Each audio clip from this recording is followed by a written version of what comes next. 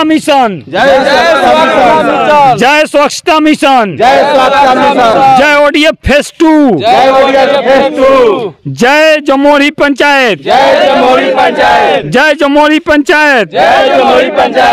जय विक्रमगंज प्रखंड, जय ओडीएफ फेज 2। धन्यवाद। अभी हम जमोरी पंचायत सरकार भवन पे मौजूद हैं। यहाँ पे आप देख सकते हैं 21 पदों पे लोहिया स्वच्छ अभियान के तहत 21 पदों पे सफाई कर्मी की भर्ती की गई है। आप जानते नहीं है, स्वच्छ भारत स्वच्छ अभियान और साफ सुथरा बनाना है तो पंचायत में हाथ बटाना है कि नहीं?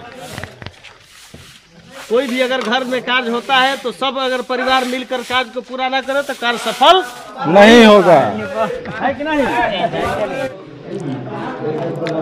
नमस्कार, मैं मोहन कुमार, आप देख रहे हैं मीडिया एक्सप्रेस। अभी हम जमोरी पंचायत के पंचायत सरकार भवन में मौजूद हैं और यहाँ पे सभागृह में सभा का एक आयोजन किया गया है जिसमें इस पंचायत के बहुत सारे लोग मौजूद हैं और यहाँ पे सभा हो रही है। आइए हम मुखिया जी से जानने का प्रयास कर रहे हैं कि यहाँ पे सभा किस लिए हो रही है, किस लिए हो रही है सभा। तमाम दर्शकों को मैं प्रणाम करता हूं, अभिनंदन करता हूं, सलाम करता हूं। आज की सभा है जो लोहिया स्वच्छ अभियान के तहत ग्राम स्वराज स्वच्छ और सुंदर बनाना है। आज सभा रखा गया है जो कि हमारे स्वच्छता कर्मी जमोरी पंचायत में बहाली हुए हैं, जो कि जमोरी पंचायत को साफ़ सुथरा और सुंदर बनाने का काम ये लोग करेंगे। और इन लोगों ने पूरा संकल्प लिया है कि जमोरी पंचायत को निर्मल पंचायत बनाएंगे। कितने पदों पर बहाली है? 21 पदों पर बहाली है, जिसमें ड्राइवर है, पर्यवेक्षक है और कर्मी भी है। सब मिलाकर 21 को हुए और 21 पदों की बहाली है। और इस बहाली में सभी लोग जानते हैं कि स्वच्छता कर्मी का कार्य क्या होता है, सब लोग जानते हैं। इन लोगों को दिशा निर्देश दिया गया है कि नीला जो डब्बा आता है उसमें सूखे कचरा का डब्बा है। कचरा का मतलब होता है कि जो इंसान का उपयोग में न हो वही कचरा सूखा यानी नीला डब्बा में डालना है। और हरा डब्बा जो है वो भी देखिए इंसान के उपयोग में नहीं है। जैसे मान लीजिए एग्जाम्पल में रसोई घर से आलू का छिलका निकले, लौका का छिलका निकले, चाहे अनेक प्रकार के गोबर हो, चाहे जैसे कहने का मतलब और गीला हो तो उसमें हरा डाला गया, हरा डब्बा में डाला जाएगा। तो इन लोगों को आज हमने सभा में यही संबोधित किए, यही बताया गया कि सब लोगों को एक प्रकार के ट्रेन किया गया। आज ही पहला दिन है जो जमोरी पंचायत है, जमोरी पंचायत को सुंदर और साफ सुथरा बनाने में, यानी कहने का मतलब कि कचरा मुक्त जमोरी पंचायत आपका बनेगा।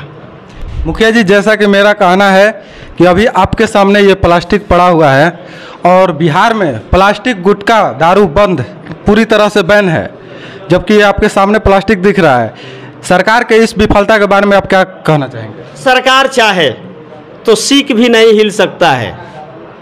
अगर सरकार चाहे तो पॉलीथीन फैक्ट्री भी बंद हो सकता है, और सरकार चाहे तो दारू बंद हो सकता है, और सरकार चाहे तो प्राइवेट स्कूल भी बंद हो सकता है। मैं तमाम लोगों से कहना चाहता हूं कि सरकारी स्कूल में 30,000 से लेकर 1,10,000, 1,70,000 रुपया तक पेमेंट पगार दिया जाता है। किसको? आपके देश के संवारने के लिए दिया जाता है, शिक्षकों को। तो इस सरकार को सोचना चाहिए कि जिसको हम 1,10,000 रुपया देते हैं पेमेंट, 30,000 से लेकर 1,70,000 प्रोफेसरों को देते हैं, तो फिर इसमें प्राइवेट स्कूल की क्या जरूरत है? विक्रमगंज अगर क्षेत्र में देखा जाए, पूरे बिहार में देखा जाए, पूरे भारत में देखा जाए, तो प्राइवेट स्कूल की क्या जरूरत है? सरकार इतना पेमेंट सरकारी मास्टरों को क्यों देती है? बच्चों को भविष्य बनाने के लिए। तो बच्चों को भविष्य बनाने के लिए जब देती है तो प्राइवेट स्कूलों की क्या जरूरत है? बोलिए। एक प्रकार के अगर देखा जाए तो हमारे देश के बच्चों के साथ शोषण होता है। इंटर स्तरीय स्कूल विक्रमगंज में गए हुए थे और वहाँ पे अवैध रूप से 50 रुपया प्रति छात्र वसूला जा रहा था। आइडेंटिटी कार्ड के तहसीली के रूप में, आइडेंटिटी कार्ड के लिए मतलब 50 रुपया तहसीला जा रहा था पर लड़के। और जब हम लोगों ने वहाँ पे जाके इस सवाल को उठाया तो वहाँ के शिक्षक साफ साफ मुकर गए कि हम लोग एक भी रुपया नहीं लिए हैं, जबकि वहाँ के सैकड़ों छात्र मौजूद थे जिसने इस बात की पुष्टि की कि 50 रुपया पर छात्र तहसीला गया है। तो इसी तरह से देखिए सरकार का सिस्टम जो है वो पूरी तरह से मतलब गलत है। कहीं ना कहीं सिस्टम में भ्रष्टाचार हो रहा है, इसीलिए सरकार विफल है। नीतीश जी सही हैं, नीतीश कुमार जो मुख्यमंत्री हैं वो सही हैं, लेकिन उनके जितने भी अधिकारी हैं, कर्मचारी हैं, वो भ्रष्ट हैं और उनके चलते ही पूरा सरकार बदनाम है। यहाँ पे आने का उद्देश्य क्या है?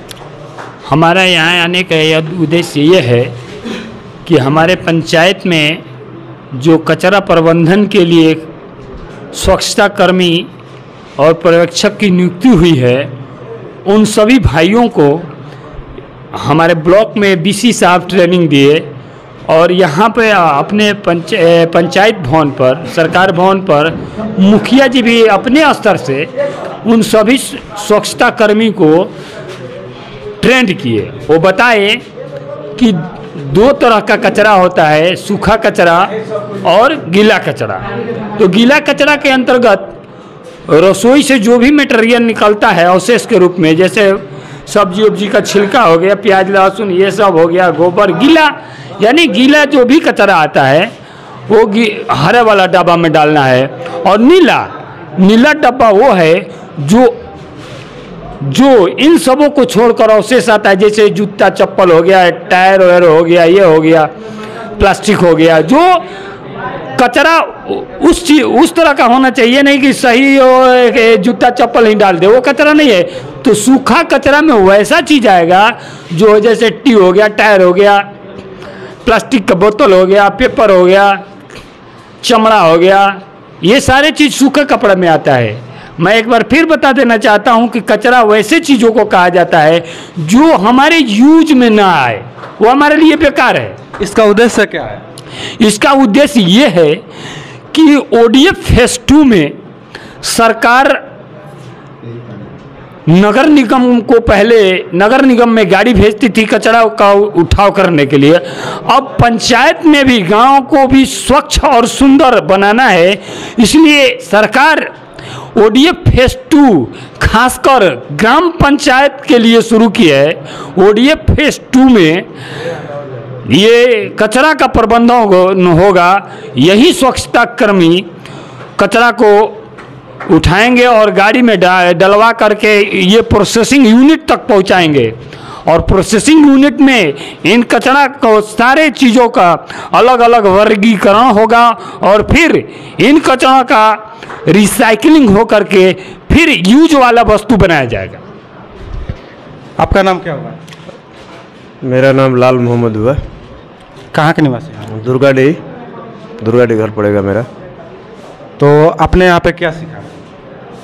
हमने यहाँ पे यही सीखा कि जो अभी मुखिया जी हम लोग को बता रहे थे कि कचरा के बारे में, कि कचरा मैंने कहाँ से कैसे उठाना है, हर घर से कचरा, सूखा कचरा कैसे उठाना है, गीला कचरा कैसे उठाना है, उठाकर फिर ले जाना है, गाड़ी में डलवाना है। ये मैंने कचरा के बारे में हम लोग को ट्रेनिंग दे रहे थे। वो हम लोग सफाई कर्मी के जैसे बहाल हुए हैं हम लोग 21 आदमी, उसी का ट्रेनिंग चल रहा है यहाँ पे।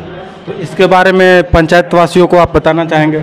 जी बिल्कुल, हम पंचायत वासियों को, हर अपना वार्ड बाई वार्ड है, हर वार्ड के आदमी को अपना हम लोग बताएंगे कि कचरा को कैसे रखना है, गीला कचरा अलग रखना है, सूखा कचरा अलग रखना है। फिर हम लोग का जो काम है उस कचरा को लेकर अलग अलग विभाजित करके वो फिर। आइए हम अन्य व्यक्तियों से मिलते हैं। क्या नाम हुआ आपका? मोहम्मद जहूर अंसारी। ये बताइए कि यहाँ पे किस लिए मीटिंग हो रही है? यहाँ पर सब वार्ड में जितने भी चुने गए हैं कचरा उठाने के लिए, उन्हीं लोगों को बुलाकर और सब बात बताने के लिए, और उन लोगों को फिर फार्म जमा होगा कितने आदमी हैं, इसीलिए यहाँ मीटिंग बैठाया गया है मुखिया जी द्वारा। इस पंचायत के किस वार्ड में आप आते हैं? हम अभी भी मतलब 3 वार्ड में है, पहले हम 2 वार्ड में थे, लगता अभी हम 3 वार्ड में हैं। मनोज कुमार मुखिया बने हुए हैं, तो जब से ये मुखिया बने हुए हैं तब से विकास स्तर कैसा रहा है? विकास का काम तो बहुत बढ़िया ढंग से मन चल रहा है, करा उरा में काम हो रहा है। अभी जो नया काम लगने वाला है आहार पोखर, ये सब में काम शुरू मैंने होगा। मतलब पंचायत में विकास का काम शुरू हो गया? हाँ हाँ, बहुत बढ़िया ढंग से चल रहा है।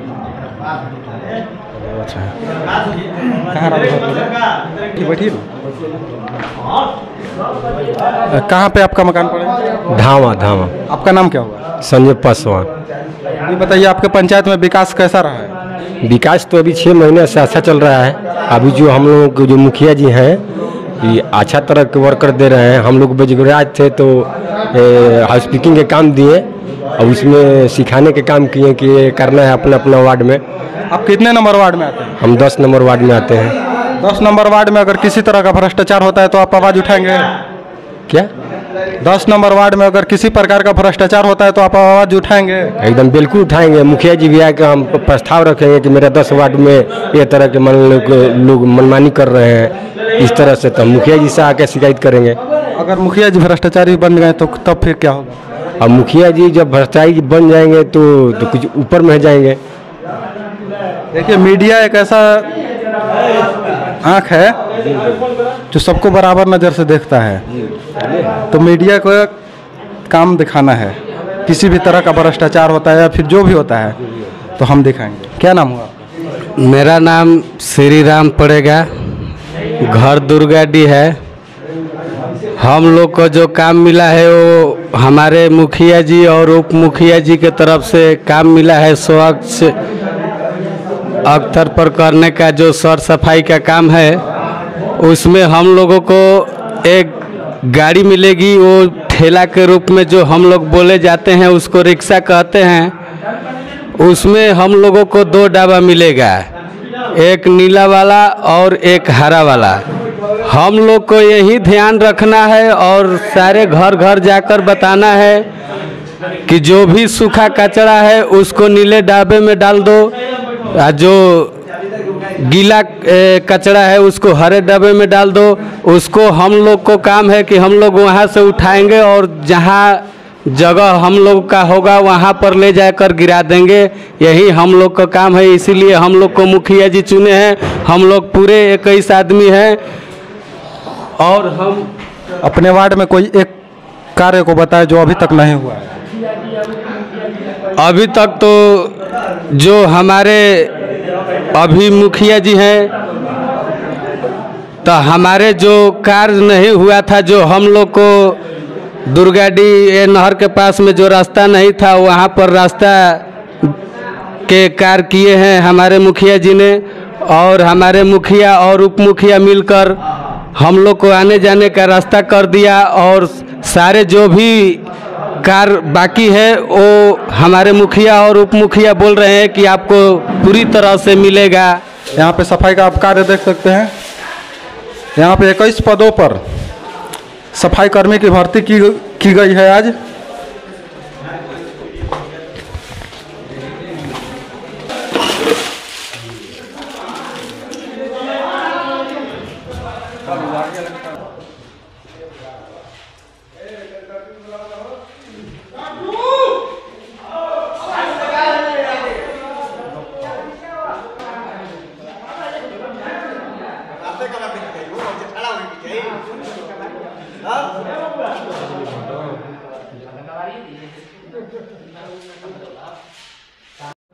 अपना परिचय दे दीजिए। मेरा नाम अली हसन, जमोड़ी पंचायत के उप मुखिया।